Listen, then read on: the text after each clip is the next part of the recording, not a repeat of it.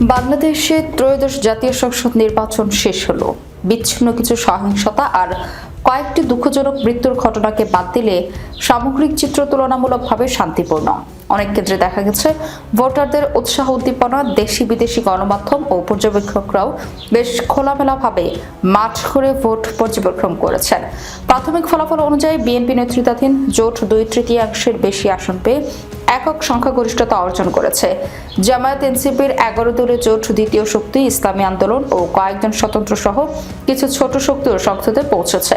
অর্থাৎ ক্ষমতার লড়াই বিএনপি স্পষ্ট বিজয়ী। আর জামাত সংখ্যার হিসেবে উল্লেখযোগ্য অর্জন করেও রাজনৈতিক অর্থে পরাজিত শক্তি হিসেবে দাঁড়িয়েছে।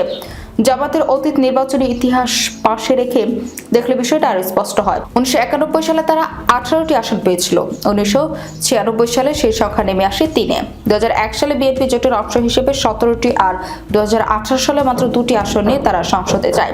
এরপর দীর্ঘ সময় তাদের রাজনৈতিক কর্মকাণ্ড, আদালতের রায়, দমন পীড়ন এবং সংগঠনগত সংকটের কারণে প্রান্তে ঠেলে দেওয়া হয়। সেই প্রেক্ষাপটে এই নির্বাচন তাদের জন্য নিঃসন্দেহে পুনরাগমনের নির্বাচন।